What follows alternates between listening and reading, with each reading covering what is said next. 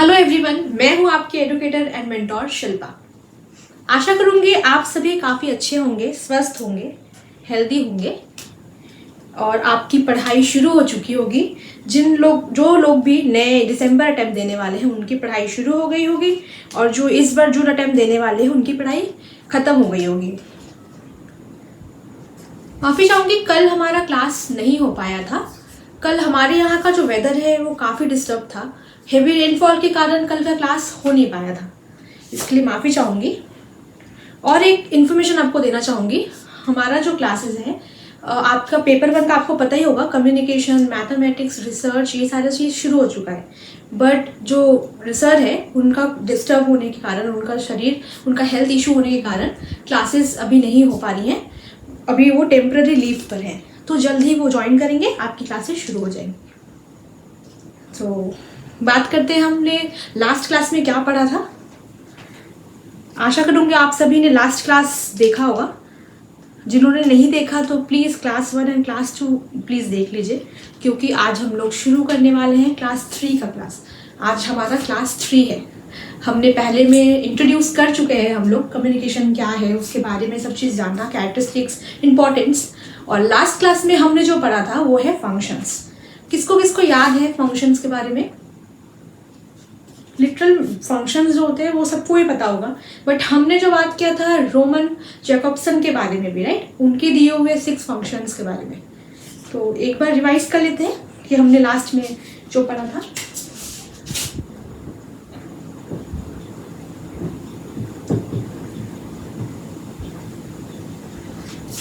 हमने last time पढ़ा था इनके 6 फंक्शंस के बारे में।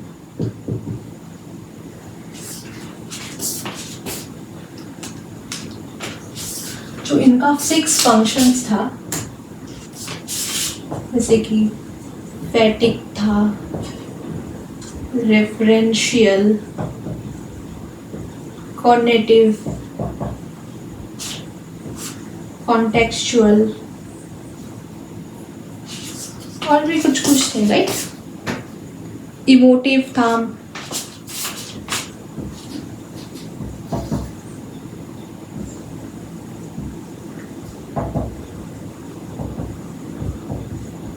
फैटिक, referential, cognitive, contextual, emotive, metalinguistic और पोएटिक, राइट।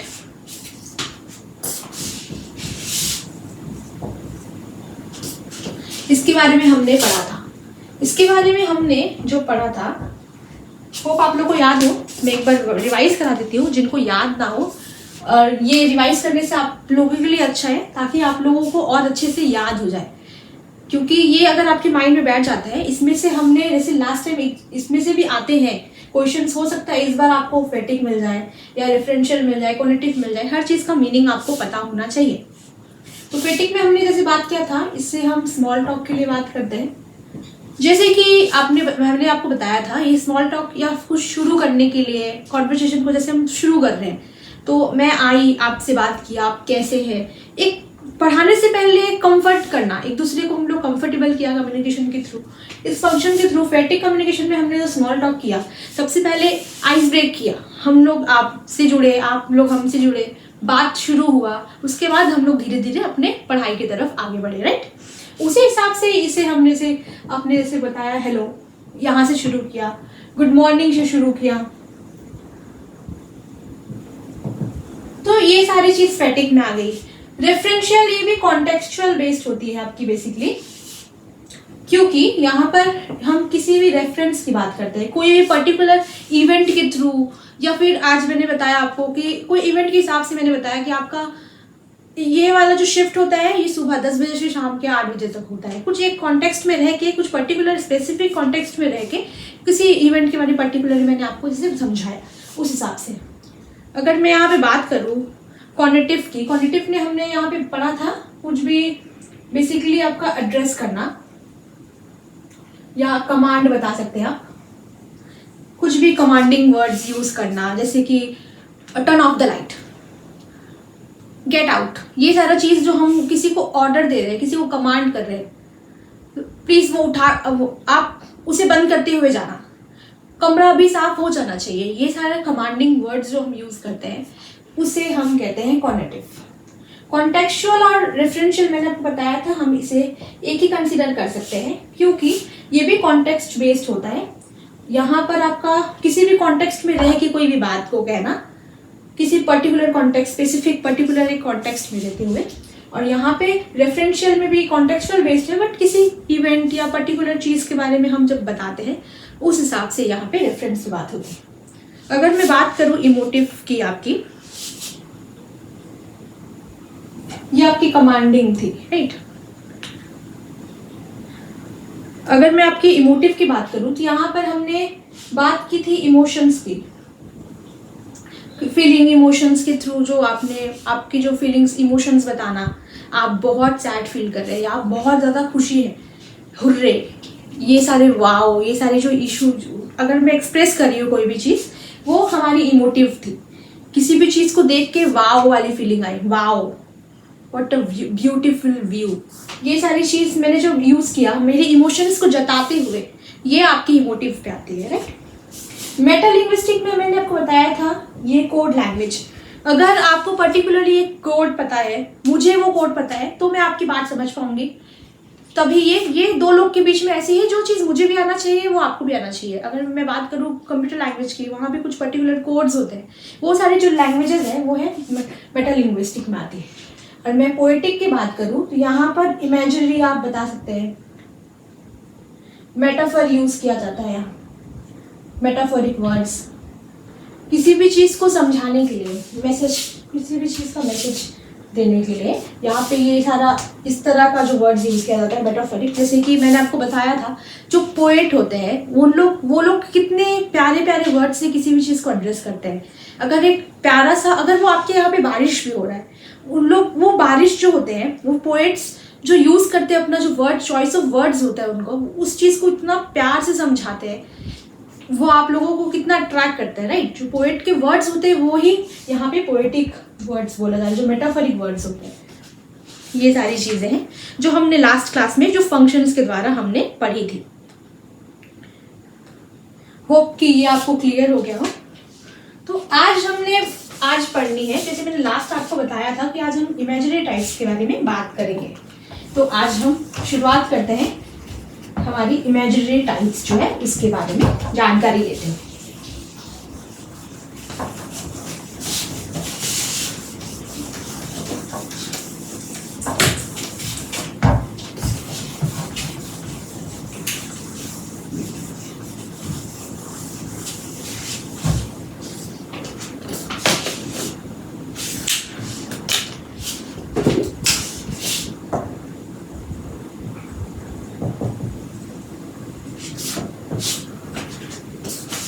जो हम इमेजिनरी टाइप्स बात करने वाले हैं, अगर आप ये कम्युनिकेशन के अंदर आती है, जैसे कि आपको कोई भी चीज़ बताई जा रही है जिससे आप फैमिलियर है या कुछ भी आप देखेंगे और उसको इमेजिन कर पाएंगे, वो दृश्य के थ्रू या साउंड के थ्रू। आपको कोई भी चीज़ हो, जो हम आगे पढ़ने वाले हैं इसके बारे में, कोई भी चीज़ का जो रिफ्लेक्शन आपके माइंड में आप इमेजिन कर पा रहे हैं। अगर मैं आपको बता रही हूँ कोई भी चीज़ की, जैसे कि आपको मैंने बताया कि आपके घर के बगल में ये शॉप है जो आपने डेली आप आते जाते देख पाते हैं, उसे आप अच्छे से इमेजिन कर पाएंगे। अगर मैं आपको बता रही हूँ कि उस रोड पे ये ग्रीन कलर के लीव्स है, आप डेली वो चीज़ देख पाते हैं, तो आपको पता है वो ग्रीन लीव्स दिखते कैसे हैं, तो आप इमेजिन कर पाते हैं, किसी की बात सुन के आप दृश्य वो देख पाते हैं। तो वो सारी चीज़ इमेजिनरी टाइप्स में हम पढ़ेंगे। तो हम इसमें देखते हैं हमारी कौन कौन सी इमेजिनरी टाइप्स है। जैसे मैं बात करूँ अगर विजुअल की, जो कि आपकी साइट के बारे में, बेसिकली मैं यहाँ पे सारे जो भी इमेजिनरी टाइप्स है वो मेंशन कर देती हूँ, फिर आपको एक्सप्लेन कर देती हूँ।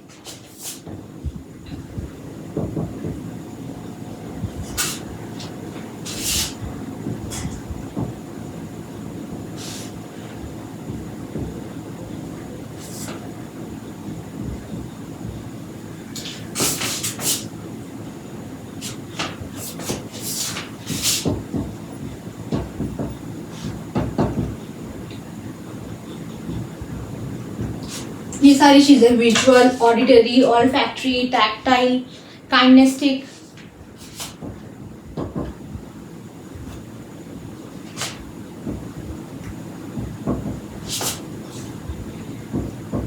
काइनेस्थेटिक, ये आपकी है ऑर्गेनिक एंड गस्टेटरी।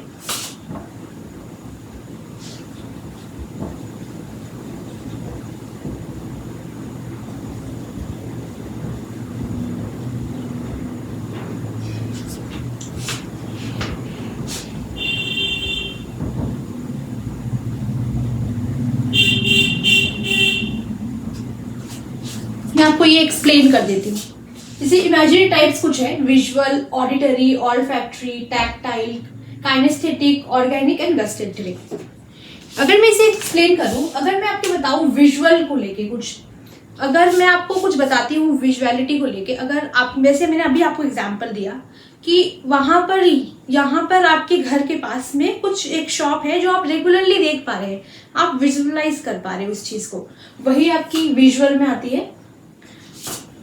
अगर मैं आपकी बात करती हूँ यहाँ पर, जैसे कि विजुअल में अगर मैं आपको बताती हूँ कि एक रेड एप्पल, आपके हाथों में एक रेड एप्पल दी गई है और आप यहाँ इमेजिन कर पा रहे हैं कि आपके हाथ में वो, आपको एक्सप्लेन की जा रही है कि एकदम लाल है, वो एकदम शाइनी एप्पल है, वो चीज़ को आप इमेजिन कर पा रहे हैं। वो जो आपके माइंड में एक इमेजिनेशन आ रही है आपको वो रेड शाइनी एप्पल के बारे में, वो आपकी विजुअल साइड्स में आएंगी, जो विजुअल आप विजुअली देख पा रहे हैं। ऑडिटरी में बात करूं, मैं साउंड की बात अगर मैं करती हूँ यहाँ पे, तो यहाँ पे ये दर्शाती है, अगर आप किसी साउंड से फेमिलियर है, जैसे मैंने आपको बताया कि एक हाथी, अगर मैं आपको एग्जांपल दे रही हूँ कि आप हाथी, आपके सामने, आपके पास से कुछ हाथी के झुंड जा रहे हैं, तो आपको पता है कि हाथी का जो साउंड है वो लोग काफ़ी ज़्यादा आवाज़ कर रहे हैं, तो आप कैसे हाथी कोई आवाज़ करती है वो आपको पता है, उस हिसाब से आप वो विजुअलाइज कर पा रहे हैं, वो साउंड आपको कहीं ना कहीं सुनाई दे रही है, वो इमेजिनेशन में कि इसकी साउंड ऐसी ही होती है। अगर वो लायन की रॉर की बात करूँ मैं, तो आपको पता है कि वो कैसे रॉर करता है, वो जो इमेजिनेशन आ रही है साउंड को लेके, वो भी आपका ऑडिटरी। मैं एक अगर आपको एग्जांपल दूँ, ये सभी के साथ होता है राइट, कि आपके घर वालों के संग आप डेली रहते हैं, आना जाना है, तो एक आहट आप सबको पता होती है कि उनकी जो आने की आहट है, उनके चलने का तरीका, उनकी आवाज़, उनके चप्पलों का आवाज़ जो होता है आने के टाइम पे, कहीं बाहर से वो जो आ रहे हैं, ये सभी के साथ कहीं ना कहीं रिलेट कर पाते होंगे आप लोग। आप लोगों को पता है कि आपकी मम्मी ही अब आ रही हैं, वो घर तक आ गई हैं, कुछ एक उनके जो स्टेप्स की आवाज़ है, उनके चप्पल के थ्रू एक आप लोगों को ना आइडिया हो गया है, वो साउंड सुन के ही वो विजुअलाइज आप कर पाते हैं। अगर मैं आपको ना भी बोलूँ उनका साउंड क्या है, आप खुद ही पहचान जाएंगे। तो वो विजुअलाइजेशन जो है साउंड का, साउंड के थ्रू जो आप विजुअलाइज कर पा रहे हैं, वो है आपका ऑडिटरी। अगर मैं ऑल्फैक्टरी की बात करूं, आपकी स्मेल की बात होती है। अगर मैंने आपको बताया कि आप इमेजिन करिए कि आपके सामने बिरयानी रखी हुई है, या फिर आपके कोई भी फेवरेट फूड का जो स्मेल आपको बहुत पसंद है, अगर मैं बताऊं कि धनिया पत्ता या कड़ी पत्ता जिसका स्मेल बहुत स्ट्रांग होता है, वो आपके सामने रखी है, मैं आपको बताया कि आप इसे स्मेल करके, मतलब आप इमेजिन करिए इसकी स्मेल को, तो आप ज़रूर कर पाएंगे, क्योंकि आपको पता है कि वो स्मेल कैसी होती है, आप उस चीज़ की फीलिंग ले पाएंगे, वो इमेजिन कर पाएंगे। वो आपकी ऑल्फैक्टरी में आती है, जो स्मेल को लेके है। अगर मैं बात करूँ टैक्टाइल की, जो कि टच की बात होती है, अगर आपको जो कंफर्ट होती है, मतलब आपको पता है आपकी जो मम्मा है जो आपकी, वो आपको उनका टच कैसा है, जो गुड टच, बैड टच, आप ये भी जो है अपने तजुर्बे के हिसाब से आप समझ पाते हैं कौन सा टच गुड है, कौन सा वार्म है, क्या अच्छा फीलिंग दे रहा है, क्या खराब फीलिंग दे रहा है। ये सारी जो टैक्टाइल है, आप इसे याद रख सकते हैं। टैक्टाइल टी से है, टी से टच भी है, तो इसके हिसाब से आप याद रख सकते हैं। जो काइनेस्थेटिक है वो मूवमेंट को लेके होती है। अगर मैं कोई भी मूवमेंट वाली चीज़ आपको बताऊं, कोई भी चीज़ मूव हो रही है, उसी हिसाब से अगर मैं आपकी बात करूं मूवमेंट को लेके, जो बेसिकली गति बोर्ड जिसे कहते हैं हम, और आपको मैंने आपको बताया कोई अपने हैंड को आप अगर इस तरह से फ्लैप करते हैं या फिर खोलते हैं, क्लैप करते हैं इस हिसाब से, तो आप इमेजिन कर सकते हैं जो मूवमेंट के थ्रू हो रही है। या जेस्चर बोल लीजिए, आप पोस्चर बोल लीजिए। अगर आपको जेस्चर पोस्चर से क्या समझ आता है, अगर मैंने आपको बताया पोस्चर पूरे जो बॉडी है उसकी बात हो रही है, अगर आपकी पूरे बॉडी जो मूव हो रही है पोस्चर में आती है, और जेस्चर जो है आपके कोई भी बॉडी पार्ट्स में से कोई भी अंग जो आपका मूव कर रहा है वो आपके जेस्चर में आ रही है। तो उस हिसाब से आपके जो मूवमेंट की है, यहाँ काइनेस्थेटिक की बात हो रही है। अगर यहाँ पे काइनेस्थेटिक की बात होगी तो यहाँ मूवमेंट को लेके बात हो रही है। यहाँ अगर मैं बात करूँ ऑर्गेनिक की, वो फीलिंग्स या इमोशंस, ये सारी जो फीलिंग्स होती है उसको लेके बात हो रही है। अगर मैं आपको बताऊं कि आप किसी भी सामने वाले, अगर मैं बताऊं कि किसी के यहाँ पे कुछ हुआ है या फिर किसी की जॉब चली गई, आपकी फ्रेंड की जॉब चली गई, बट आप उसे समझ पा रहे हैं कि हाँ, मतलब फीलिंग से समझ पा रहे हैं कि उसकी जगह मैं होता तो कैसा फील कर पाता, उसे उस हिसाब से फील कर पा रहे तो ऑर्गेनिकली, इसे हम ऑर्गेनिक फीलिंग कहते हैं। अगर मैं गस्टेटरी की बात करूँ, ये टेस्ट को लेके, मैंने आपको जैसे बताया आपका कोई भी फेवरेट फूड है या बिरयानी की मैं बात कर लूँ या कुछ, मैं आपको टेस्ट पता होगा, राइट। अगर मैं आपको बताती हूँ इमेजिन करने के लिए इसकी टेस्ट ऐसी है, या फिर मैं आपको बता दूँ कि अगर मैंने आपको बताया कि आपके जो फ्रेंड है उन्होंने आपको बताया कि उन्होंने डायरेक्ट लेमन खाया, तो आप वो जो उसका जो खट्टापन है वो आप इमेजिन कर सकते हैं कैसा खट्टा हो सकता है। उस हिसाब से आप ये वाला जो इमेजिनेशन है इसे गस्टेटरी कहते हैं, जो टेस्ट को लेके होता है। मैं फिर बता दूं, विजुअल आपकी साइट को लेके है, ऑडिटरी साउंड को लेके, ऑल्फैक्टरी स्मेल को लेके, टैक्टाइल टच को, काइनेस्थेटिक मूवमेंट, ऑर्गेनिक फीलिंग या इमोशंस को लेके है, और गस्टेटरी जो है आपकी टेस्ट को लेके, आपको जो इमेजिनेशन, जो इमेजिनरी आपकी आ रही है यहाँ पे माइंड में, वो सब चीज को दर्शाती है। तो होप आपको ये समझ आया हो। हम फिर इसे रिपीट कर लेंगे ताकि आपको ये भी याद रहे, क्योंकि एग्जाम में अगर आता है तो आपको कोई इशू ना हो। इसे हम इतनी बार रिवाइज कर लेंगे जब हम सॉल्व भी करेंगे क्वेश्चंस। मैं कोशिश करूंगी जल्द से जल्द जितने भी क्वेश्चंस मैं आपको सॉल्व कराऊं, इससे आपकी और ज्यादा इसे और याद रख पाएंगे और अच्छे से प्रैक्टिस होती रहेगी आपको इस हिसाब से, अगर मैं बात करूं तो।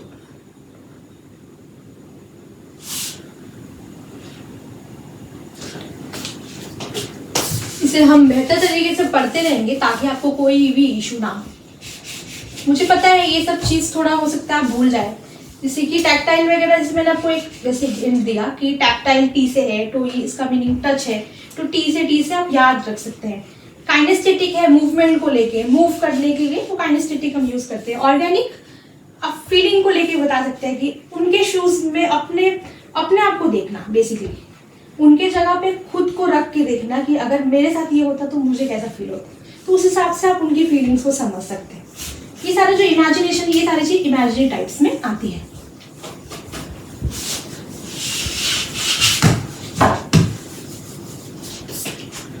चलिए तो हम आगे बढ़ते हैं।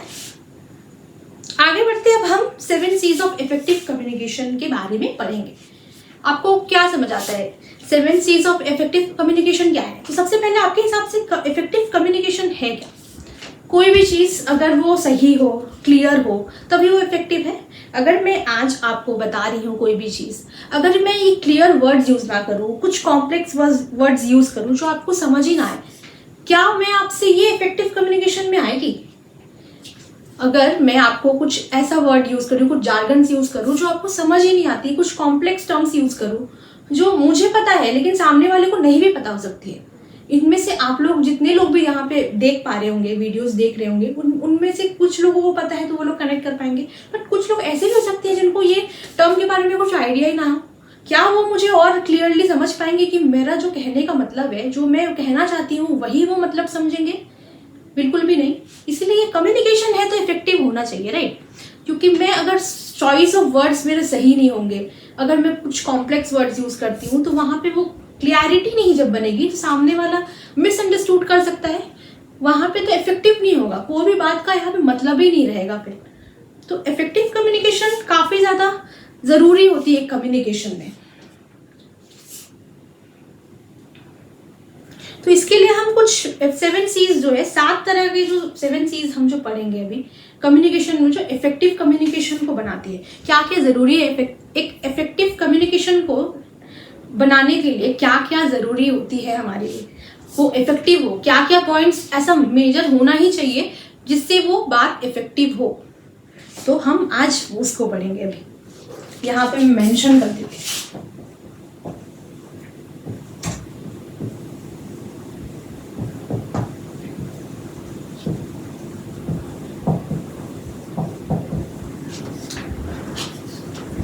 तो हम बात करने वाले हैं 7 C's ऑफ कम्युनिकेशन, जिसके बारे में यहाँ पे मैं मेंशन कर देती हूँ। सबसे पहले आपका जो यहाँ पर होना चाहिए, आपको क्या लगता है, आपको क्या समझ आता है कि इफेक्टिव कम्युनिकेशन की सबसे पहले क्या जरूरी है? सबसे पहले आपके हिसाब से क्या जरूरी है? क्लियर होना कोई भी चीज। अगर मैं कहूँ, अगर आप ही क्लियर नहीं रहेंगे किसी भी चीज को लेके कि आपको बोलना क्या है, क्या ये इफेक्टिव होगा? आप कुछ भी बोल देंगे। आपको पता अगर है कि मुझे क्या बताना है तभी वो होगा। तो आपको सबसे पहले क्लियर होना जरूरी है इसके लिए। इसके बाद करेक्ट होना जरूरी है।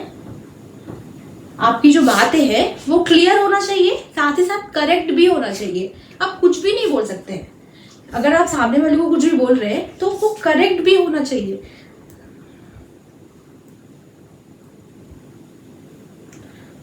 अगर मैं करेक्ट की बात करूं, बात क्या है वो तो आपको पता है कि वो सही बात है या गलत बात है, बट यहाँ करेक्ट से आपका क्या मतलब, आपको क्या समझ आया? मैं अगर बोलूं कि ये बात क्लियर होना चाहिए, अगर जो भी आप बोल रहे हैं वो स्पष्टता से बात होनी चाहिए कि सामने वाले को समझ आए। यहाँ पर करेक्ट का मतलब है, अगर आप कोई भी बात कर रहे हैं तो वो उसका जो ग्रामर है, वो जो सेंटेंस फॉर्मेशन है वो बिल्कुल सही होना चाहिए, ताकि आप जो बोलना चाह रहे हैं सामने वाला भी वही समझे। अगर आप कुछ भी, अगर ग्रामेटिकली वो मिस्टेक होता है तो आप समझ ही सकते हैं कि आप बताना चाहते हैं कोई एक चीज, सामने वाला समझ पाएगा कुछ और, क्योंकि आप ही को पता है कि आपने क्या लिखा है। बट ऐसा कुछ होना चाहिए, वो करेक्ट वे में फॉर्म होना चाहिए ताकि सामने वाला भी समझ पाए। तो इसीलिए ये भी इफेक्टिव कम्युनिकेशन में काफी जरूरी है। आप अगर कोई भी बात कहते हैं वो कंप्लीट होना चाहिए। अगर आप कोई भी बात करते हैं, वो अगर अधूरा बात करते हैं तो क्या ये मिसअंडरस्टूड नहीं हो जाएगा कोई भी सामने वाला? तो मिसअंडरस्टैंडिंग क्रिएट हो सकती है ना। तो आप जो भी बात करें वो कंप्लीट भी होना चाहिए। होप आप समझ पा रहे हैं।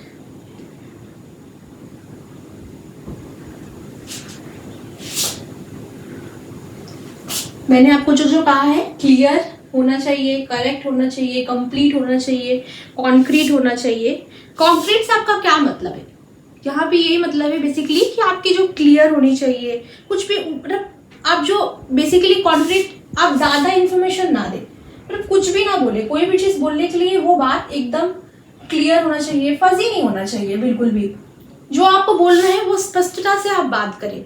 वो बहुत ज्यादा लंबा नहीं होना चाहिए ताकि सामने वाला समझ ही ना पाए।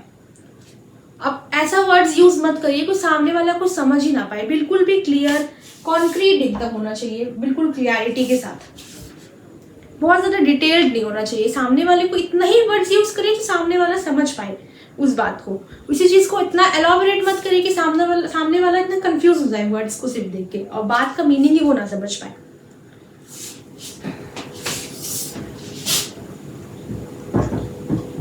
जो नेक्स्ट पॉइंट है वो है कॉन्साइज होना चाहिए। कॉन्क्रीट होना चाहिए, फिर कॉन्साइज होना चाहिए। बेसिकली शॉर्ट एंड क्रिस्प होना चाहिए। कोई भी बात को आपको कहना है तो एक्स्ट्रा डिटेल्स के साथ नहीं, जो आपको बताना है बस उतना ही होना चाहिए, ताकि सामने वाला कम शब्दों में उसका टाइम भी सेव हो और वो क्लियर और ज्यादा अच्छे से समझ पाए। अगर वो ज्यादा चीज बड़ा होगा, उसी चीज को आप इतने छोटे से चीज को बताने के लिए इतना बड़ा चीज यूज करते हैं, इतना बड़ा सेंटेंस यूज करते हैं, तो ये क्या वेस्ट ऑफ टाइम नहीं है? समझ में भी नहीं आएगा, ज्यादा टाइम लगेगा कि पूरा बात खत्म हो तो मैं समझूं। उससे बेटर है आप जो भी बात कह रहे हैं वो स्पष्टता से एकदम बात करें, छोटे में बात करें, ताकि सामने वाला भी अच्छे से समझ पाए।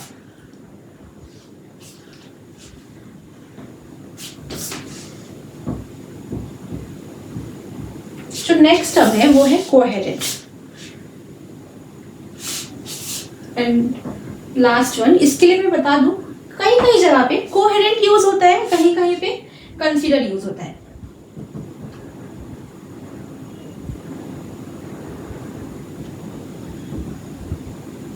आप कई सारे बुक्स में देख पाएंगे, कहीं पे कोहेरेंट यूज होता है, कहीं कहीं पे कंसीडर यूज होता है। बाकी सारे पॉइंट सेम ही रहते हैं, बट कहीं पे आपको कोहेरेंट देखने को मिल सकता है, कहीं पे कंसीडर। तो आप इसे एक ही मान सकते हैं। आपके एग्जाम में कोहेरेंट भी आ सकता है या फिर कंसीडर्ड भी आ सकता है।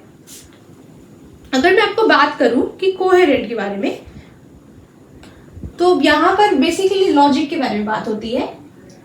आपके जो भी बात अगर आप कर रहे हैं वो लॉजिकली सही होनी चाहिए। आप कुछ भी नहीं बोल सकते हैं जो लॉजिकल ना हो। अगर आप कुछ भी बोल रहे हो उसमें कुछ बात होनी चाहिए, कुछ पॉइंट होनी चाहिए जो सामने वाले समझे।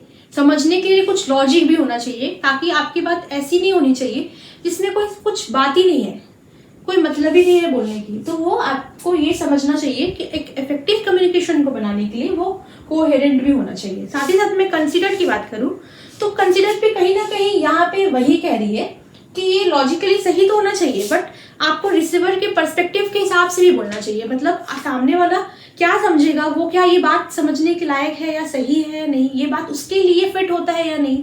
तो आप अगर सामने वाले के बारे में सोच के कि इनको क्या बोलना है तभी वो इफेक्टिव होगा। अगर सामने वाला को वो समझ ही नहीं है किसी भी चीज़ के बारे में, सोचिए सपोज एक एग्जांपल देके आपको मैं समझाती हूँ। सामने वाले को आप एक जॉब कंपनी में जॉब करते हैं, बट वो आपकी कंपनी में जॉब नहीं करता। उस शायद हो सकता है कि वो अवेयर भी ना हो कि वो उस कंपनी में क्या काम होता है क्या नहीं होता है। अगर आप कोई भी डिटेल ऐसा बता रहे हैं जो उसके समझ के बाहर हो, क्या वो रिलेट कर पाएगा या वो समझ पाएगा, क्या ये इफेक्टिव कम्युनिकेशन होगा। सिमिलरली अगर आप उसी ऑफिस के कोई पर्सन से या फिर जो अवेयर हो उस टर्म से, जो आप जो भी बात बता रहे हैं उन्हें, तो वो उनसे ज़्यादा इफेक्टिव हो पाएगा कम्युनिकेशन, राइट। जो इन्फॉर्मेशन उस हिसाब से आप कंसिडर्ड को आप ले सकते हैं, जो ऐसी बात करें उनसे ताकि सामने वाले के हिसाब से वो चीज़ बात हो, ताकि वो इफेक्टिव हो। तो आप इसे कहीं कहीं आप कोहेरेंट भी दे सकते हैं, कहीं कंसिडर्ड भी दे सकते हैं। इसी के साथ जो नेक्स्ट पॉइंट है वो है कोर्टियस। अगर मैं कोर्टियस की बात करूं,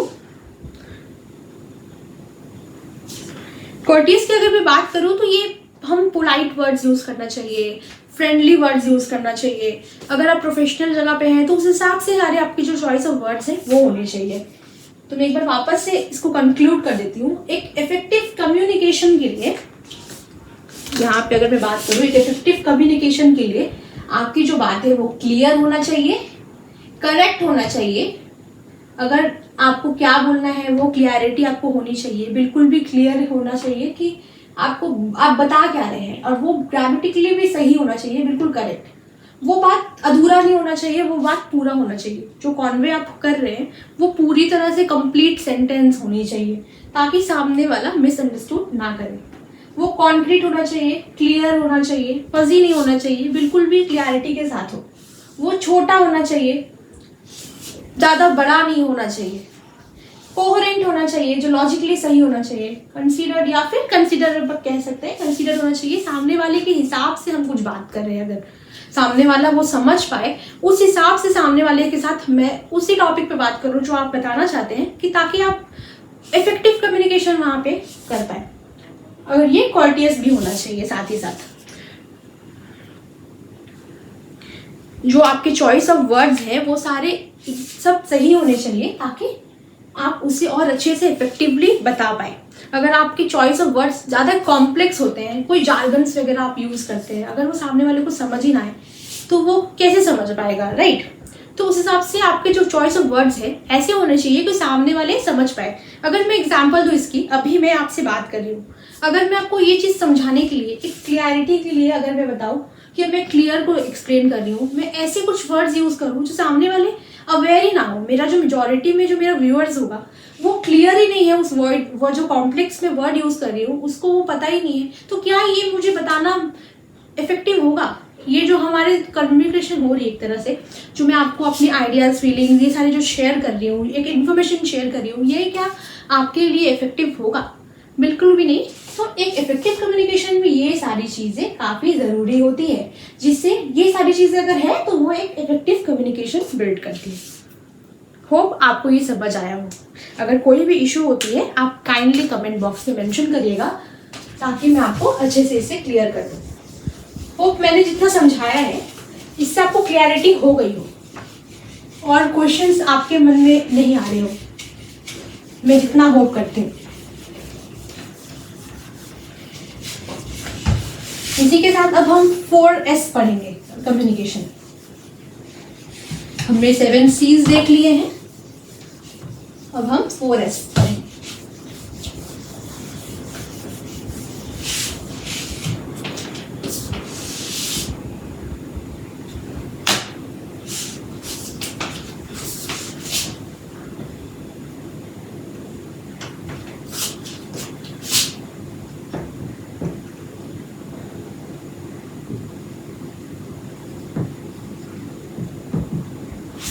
ये है आपका 4S ऑफ कम्युनिकेशन। यहाँ पे मैं मेंशन कर देती हूँ।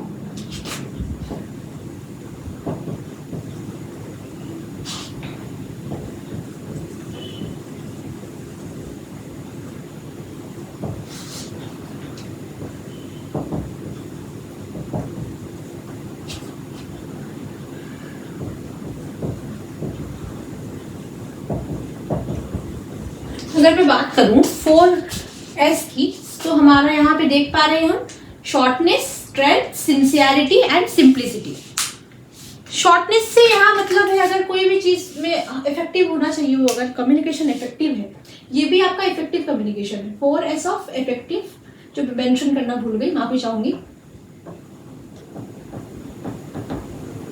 ये भी आपका 4S ऑफ इफेक्टिव कम्युनिकेशन, जिसमें सबसे पहला है शॉर्टनेस, जो मैंने आपको बताया था।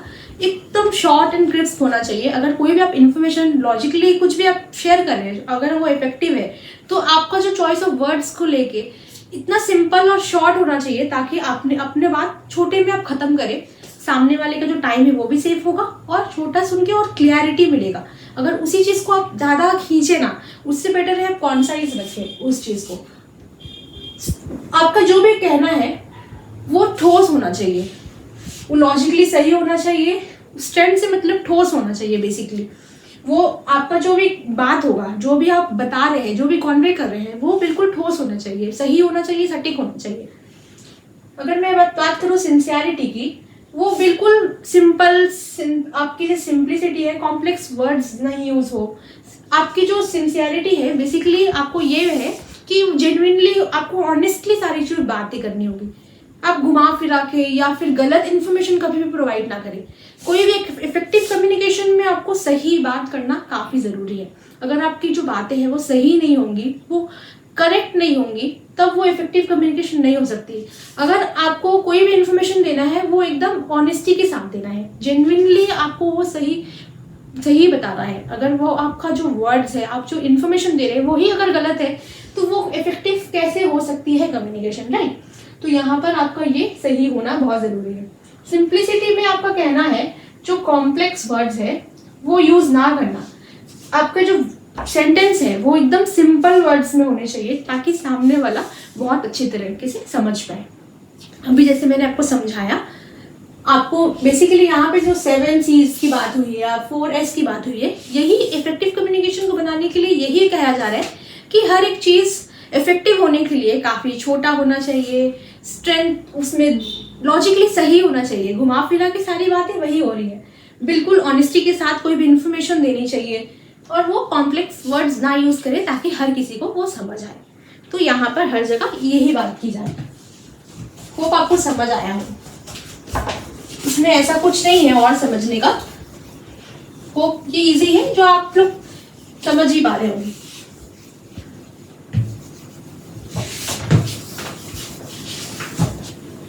फिर भी जब हम क्वेश्चंस करेंगे, मैं ध्यान रखूंगी ये सारे क्वेश्चंस भी मैं आपको कराऊं ताकि आपको रिवीजन मिले और क्लैरिटी मिल जाएगा किस तरह से क्वेश्चंस आते हैं, किस तरह से नहीं आते हैं, वो सब हम जरूर करेंगे। तो अब हम शुरू करने वाले हैं कॉम्पोनेंट्स। अब हम शुरू करने वाले हैं कॉम्पोनेंट्स। सबसे पहले हम बात करने वाले हैं स्पीच की, language, then non verbal communication की। तो अगर मैं स्पीच की बात करूं, आपको क्या लगता है स्पीच क्या है? अगर मैं स्पीच की बात करूं तो बेसिकली जो फिजिकल एक्ट ऑफ प्रोड्यूसिंग जो साउंड हम फिजिकली जो अभी बात कर रहे हैं, जो मेरा ये जो माउथ जो ऊपर नीचे हो रहा है, वो टंग ऊपर टच हो रहा है, वो जो चीज हम फिजिकल एक्ट जो हो रहा है बताते हुए, कोई भी साउंड प्रोड्यूस करते हुए वोकली, वो चीज पे जो कर रही हूँ वो है आपका स्पीच। जो मैं बोल रही हूँ वो सारी चीज स्पीच में आती है।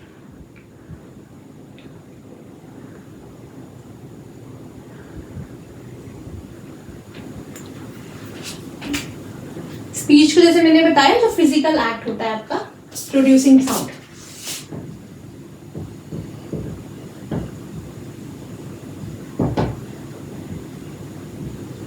जो लैंग्वेज है, जो मैं यहाँ पे जो वर्ड्स यूज़ कर रही हूँ वही आपकी लैंग्वेज में आती है।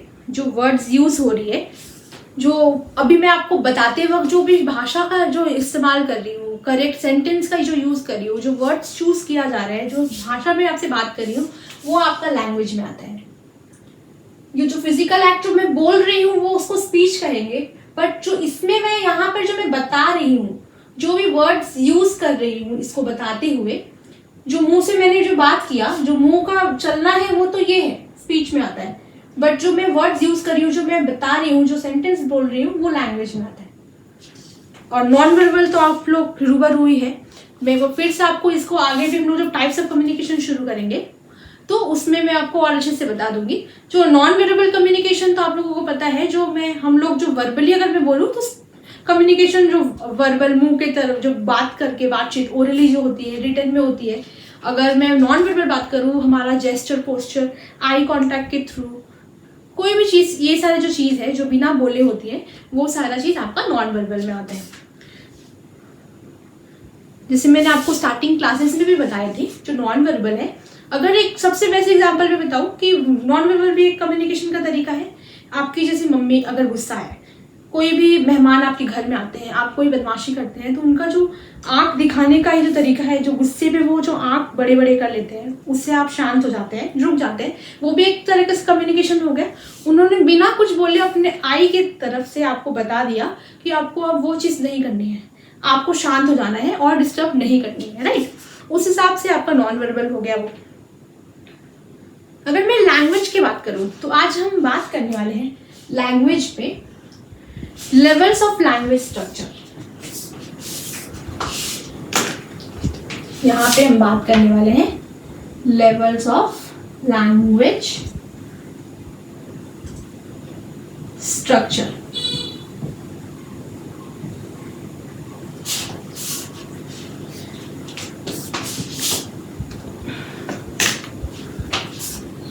सबसे पहले यहां पर मैं बता दूं फोनेटिक्स। यहां पर सबसे पहले फोनेटिक्स आएगी, फिर फोनोलॉजी, फिर आपकी मॉर्फोलॉजी,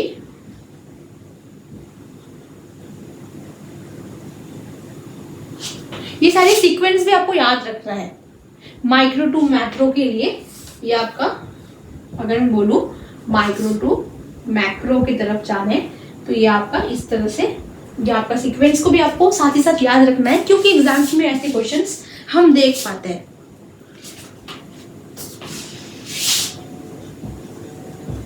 ये सारे पॉइंट्स को आप जरूर नोट करिएगा, क्योंकि एग्जाम में ऐसे आते हैं।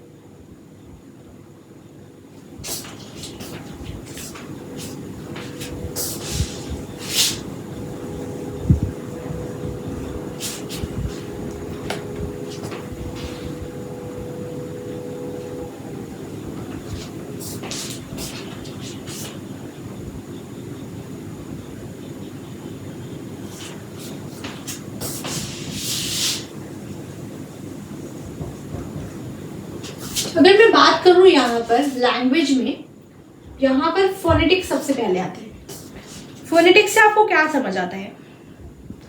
अगर मैं बोलूं फोनेटिक्स से आपको क्या समझ आता है तो आप क्या कहेंगे?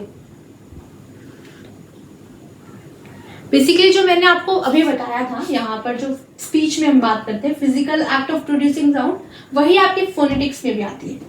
अगर मैं इसे सिंपली आपको समझाऊं तो ये दोनों जो है फोनेटिक्स एंड जो फोनोलॉजी है, ये दोनों आपके साउंड से रिलेटेड है। जो मैं हम लोग जो भी बात कर रहे हैं, जो स्पीच जो साउंड प्रोड्यूस हो रही है उसकी बात हो रही है। यहाँ पर जो फोनेटिक्स है वो आपका जो मूवमेंट ऑफ माउथ है, जो हम बात कर रहे हैं, जिस तरह से मूव हो रहा है, जो हमारे टंग टच कर रही है तब हमारा जो साउंड प्रोड्यूस हो रहा है, जो मूवमेंट हो रहा है, उसे हम कहते हैं फोनेटिक्स। अगर मैं यहाँ पे फोनोलॉजी की बात करूँ तो जो यहाँ पर आपके जो वर्ड्स यूज किए जा रहे हैं, यहाँ पे भी मैंने आपको जैसे समझाया था, ये जो सेंटेंस में हम वर्ड यूज कर रहे हैं इस साउंड को प्रोड्यूस करने के लिए, उसे हम फोनोलॉजी कहते हैं। जो पैटर्न ऑफ जो इंग्लिश वर्ड्स जो हम लोग यूज कर रहे हैं, जो पैटर्न ऑफ इंग्लिश जो यूज कर रहे हैं, उसे फोनोलॉजी कहते हैं। तो आपको इतना मीनिंग में बेसिकली नहीं जाना है आपको सीक्वेंस में। सबसे पहले फोनेटिक्स, फिर फोनोलॉजी आता है, फिर morphology, syntax, semantic and pragmatic. ये दोनों आपके जो होते हैं साउंड से रिलेटेड है। अगर मैं बात करूं मॉर्फोलॉजी की, जो मॉर्फोलॉजी है वो है आपकी, ये दोनों साउंड से रिलेटेड है, ये आपका वर्ड से रिलेटेड है। मॉर्फोलॉजी वर्ड्स को कहते हैं, जो वर्ड्स यूज किया जाता है उसे मॉर्फोलॉजी कहते हैं।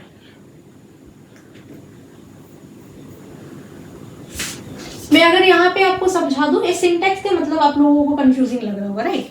सिंटेक्स का मतलब बेसिकली क्या होता है? यहाँ पर जो सेंटेंस, जो फ्रेजेस और सेंटेंस यूज किए जाते हैं,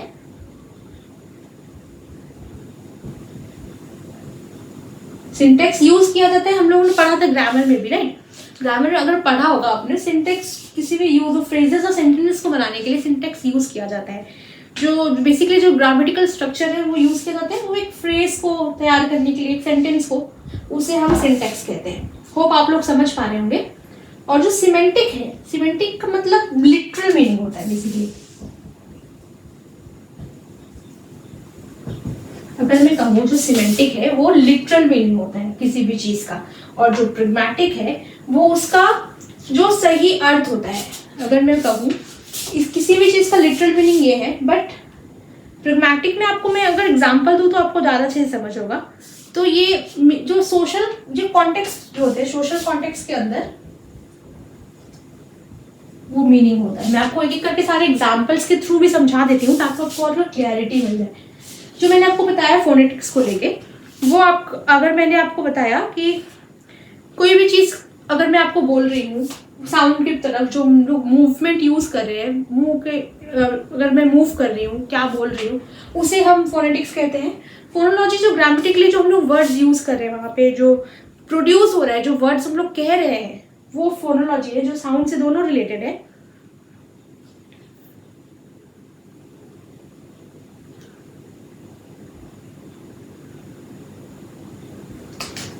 एक्सक्यूज मी,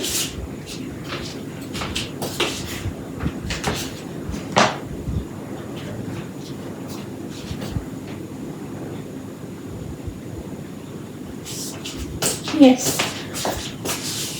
तो मैंने आपको, जैसे मैं अभी समझा रही थी फोनेटिक्स, फोनोलॉजी मैंने आपको जैसे समझा दिया है।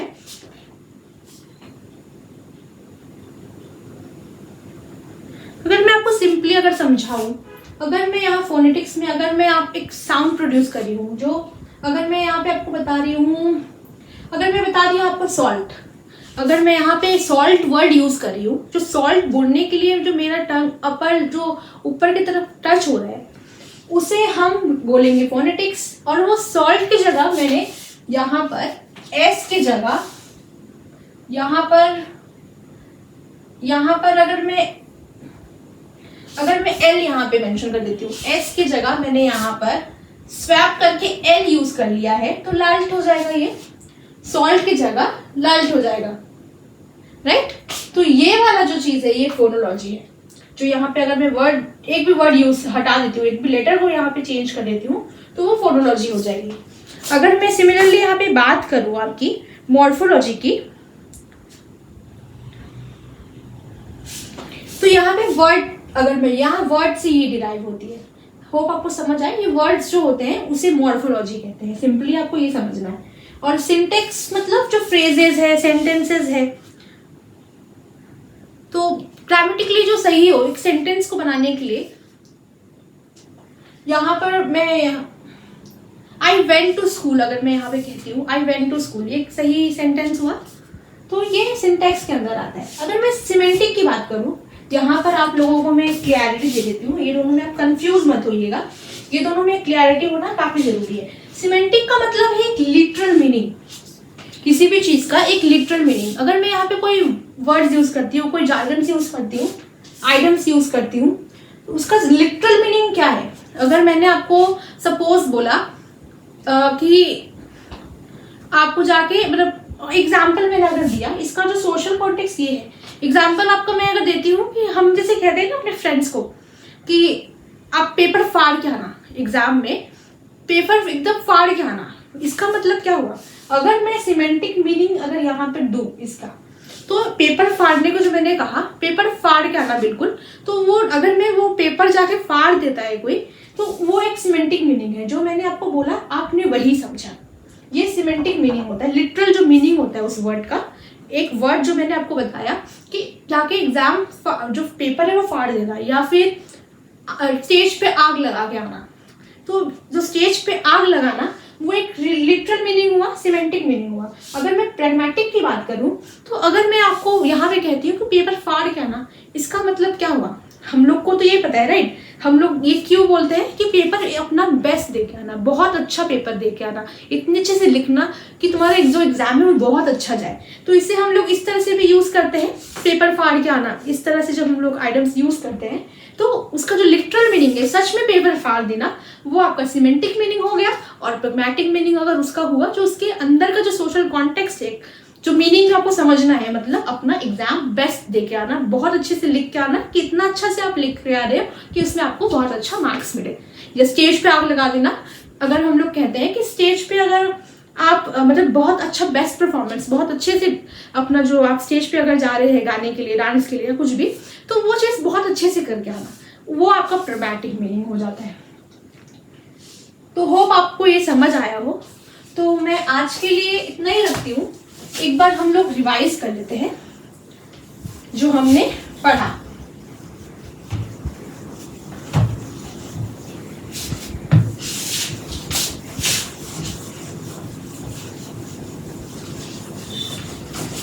मैं आपको बता देती हूँ।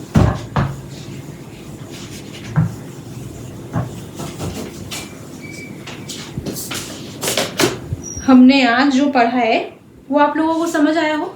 7 C's के बारे में, जो 4 S के बारे में, जो इफेक्टिव कम्युनिकेशन के लिए होता है, या फिर मैंने आपको जो इमेजरी बताया था, विजुअल, ऑडिटरी, ये सारी जो चीज़ें हैं वो मैंने आपको जो समझाई थी, होप आपको समझ आई हो।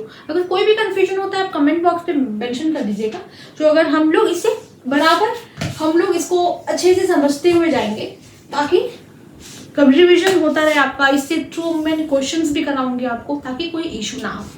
आगे हम इसे पढ़ते जाएंगे, आपको कोई भी इशू होती है हम फिर से रिवाइज करेंगे, कोशिश करेंगे। हमारा जो कोशिश है कि जल्द से जल्द, जैसे मैंने अभी आपका क्लासेस शुरू हो गया है, अभी जल्द से जल्द जितना ज़्यादा क्लासेस हो जाएंगे, जितना जल्दी क्लासेस खत्म होंगे, आपकी रिविजन उतना अच्छे से हो पाएगी। कोशिश रहेगा सॉल्व कराते रहे क्वेश्चंस, ताकि आप लोगों को कन्फ्यूजन ना हो। होप आपको आज का जो क्लास है वो अच्छे से समझ आए हो। कल भी हम आगे पढ़ने वाले हैं, आगे की चीज़ें, टाइप्स ऑफ कम्युनिकेशन भी पढ़ना है हम लोगों को। आज हमने कुछ चीज़ें, आज इमेजरी टाइप्स पढ़ा है, 7 C's और 4 S के बारे में हम लोगों ने पढ़ा है। इसी के साथ हमने कुछ चीज़ देखे हैं, ये सारी चीज़ें भी पढ़े हैं हम लोगों ने, लैंग्वेज के बारे में, स्पीच के बारे में, नॉन वर्बल के बारे में। तो होप आप लोगों को समझ आए हो जो स्पीच और लैंग्वेज का डिफरेंस क्या है, मीनिंग यहाँ पे क्या बोलना चाहती है। लैंग्वेजेस में जो हम लोगों ने अभी स्ट्रक्चर पढ़े हैं उसके, तो वो सारे स्ट्रक्चर्स का मीनिंग क्या है उसे हम बराबर रिपीट करते रहेंगे, ताकि आप लोगों को कोई इशू ना हो। मैं ये कोशिश करूँगी जितना ज़्यादा मैं आपको रिवाइज करा पाऊँ, उतना आपको मेंटली आपके यहाँ पे माथे में फिट हो जाए, और उसमें से कोई भी क्वेश्चन आए तो आपका वो मार्क्स कन्फर्म हो। आप निश्चिंत रहिए। और मैं आपको बता दूँ, कल तो संडे है, तो कल तो हमारा कोई क्लास नहीं होगा। तो मैं आशा करूँगी आप मंडे तक आप वेट करें हम मेरे नेक्स्ट क्लास का, फिर हम मिलेंगे मंडे को। और आज का क्लास आपको अगर अच्छा लगता है प्लीज़ फीडबैक देना ना भूलें। आप कमेंट के थ्रू बता सकते हैं कि आपको कहाँ पे क्या और इन्फॉर्मेशन चाहिए, क्या मिसिंग है, क्या नहीं है।